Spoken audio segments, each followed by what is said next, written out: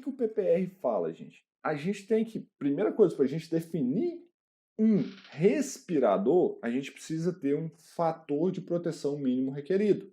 Para a gente saber qual que é o fator de proteção mínimo requerido, a gente tem que saber qual que é o limite de exposição dessa substância. Aí que entra o grande problema. Porque às vezes a gente vai se deparar com substância, igual eu falei, que a gente não tem limite de exposição.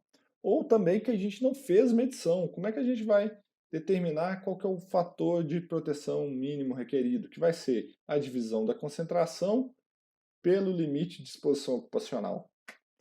Aí começa a pegar. Mas a gente consegue definir um respirador e isso veio aqui como um anexo. Então, a metodologia é muito parecida, tá? Vai precisar das frases de perigo e detalhe, o fator de proteção minimamente requerido é no máximo 10.000. Então, vamos lá. A gente olha a toxicidade das substâncias pelas frases H, igual vocês já viram. Pá, olha aqui, ele já vem listando as frases Hs.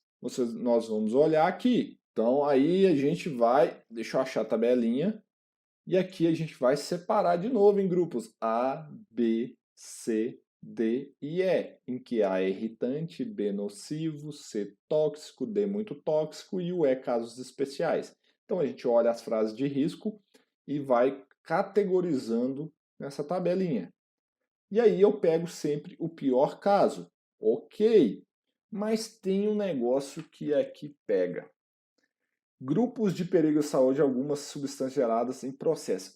Ele determina também qual que é a categoria, qual que é a banda esperada devido ao estudo deles, a alguns tipos de processo que já existem. Então, se eu tenho poeira de farinha, poeira de grãos, névoas de tinta à base de água, poeira de madeira, aí eu tenho aqui, ó, quer ver? Solda e corte de aço com baixo teor de carbono, é grupo B. Ah, mas se eu tenho solda e corte de aço inoxidável, já é D. Por que do aço inoxidável aqui é o problema? Cromo hexavalente. O cromo hexavalente é o problema aqui no aço inoxidável. Então já tenho até alguns processos já bem definidos. Então eu olho aqui o processo ou as frases de riscos. Se eu já tenho processo, eu sigo com o processo. Se não, eu vou pelas frases de riscos e pego o pior caso.